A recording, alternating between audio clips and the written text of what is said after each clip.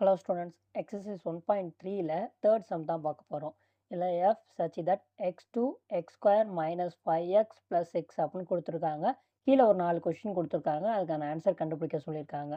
இப்போ கொடுத்துருக்கதை f of xன்னு எடுத்துக்கலாம். அப்போ f of x equal to x square minus 5x plus 6. இதான் f of x.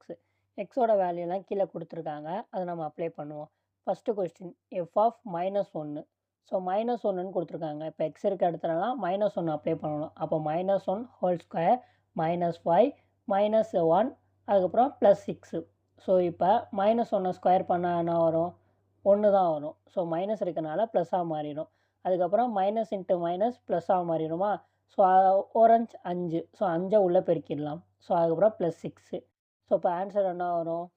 12 நமக்கு கிடைக்கும். ஸோ 6 + 6 12 நமக்கு கிடைக்கும். First question over. இப்போ ரெண்டாவது கொஸ்டின் எஃப் ஆஃப் 2ஏன்னு கேட்டிருக்காங்க. ஸோ ரெண்டாவது கொஸ்டின் பார்க்கலாம். ஸோ இப்போ எக்ஸ் இருக்க இடத்துலலாம் 2ஏன்னு அப்ளை பண்ணணும். ஸோ அப்ளை பண்ணுவோமா?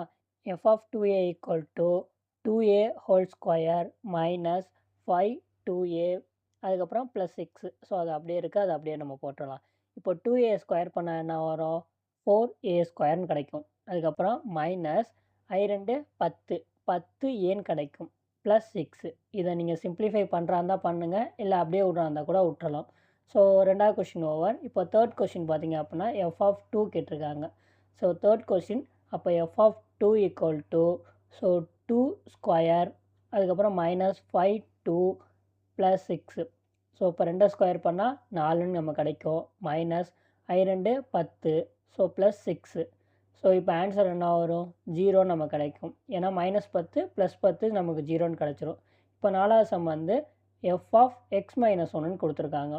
ஸோ இப்போ எக்ஸ் இருக்க இடத்துலலாம் எக்ஸ் மைனஸ் 1ன்னு நம்ம கொடுக்கணும். அப்போ X minus 1 whole square minus 5 into X minus 1 plus 6. இப்போ ஸ்டார்டிங்லேயே பார்த்தீங்க அப்படின்னா எக்ஸ் மைனஸ் 1 ஹோல் ஸ்கொயர் இது ஏதாவது ஒரு ஃபார்முலா மாதிரி இருக்குல்ல. ஸோ அதுதான் என்னென்னா a minus b whole square formula இருக்குல்ல, அதுதான். இதை நம்ம எக்ஸ்பேண்ட் பண்ணி எழுதணும். ஸோ அதோட எக்ஸ்பேண்ட் என்ன? A square minus 2ab plus b square. இதான் அந்த ஃபார்முலா. இங்கே ஏ இருக்க இடத்துல எக்ஸ் இருக்குது, பி இருக்க இடத்துல 1 இருக்குது, அவ்வளோதான். அப்போ X square minus 2x into வந்து 1 வரும். அது போட்டாலும் 1 தான், போடலாட்டியும் 1 தான். ஸோ அதுக்கப்புறம் 1 ஸ்கொயர் வரும். ஸோ 1 ஸ்கொயருங்கிறது 1 தான். ஸோ நம்ம டேரெக்டாக எழுதிக்கலாம். இப்போ அந்த மைனஸ் 5 இருக்குது பார்த்தீங்களா, அதை அப்படியே உள்ளே பெருக்கணும்.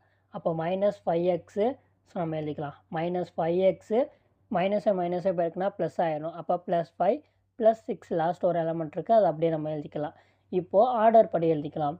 ஸோ எக்ஸ் ஸ்கொயர் ஃபஸ்ட்டு வரும். அதுக்கப்புறம் மைனஸ் 2x இருக்குது, இங்கே மைனஸ் 5x இருக்குது. அப்போது ரெண்டும் மைனஸ் மைனஸு, அப்போ ப்ளஸ் பண்ணிக்கலாம். Minus 7x. நெக்ஸ்ட்டு 3 நம்பர் இருக்குது, 3மே பார்த்தீங்க அப்படின்னா ப்ளஸ்ஸு. ஸோ நம்ம எல்லாத்தையும் ப்ளஸ் பண்ணிக்கலாம். இதை நீங்கள் சைன் சேஞ்ச் ஆகிருந்துச்சு அப்படின்னா மைனஸ் பண்ணுறதை மைனஸ் பண்ணுங்கள், ப்ளஸ் பண்ணுறதை ப்ளஸ் பண்ணிக்கோங்க. அவ்வளோதான். Third sum complete. ஸோ இதில் ஏதாச்சும் டவுட் இருந்துச்சு அப்படின்னா மறக்காமல் கேளுங்க. இந்த நோட்ஸ் பார்த்தீங்க அப்படின்னா நான் டிஸ்கிரிப்ஷனில் கொடுக்குறேன், அதை யூஸ் பண்ணிக்கோங்க.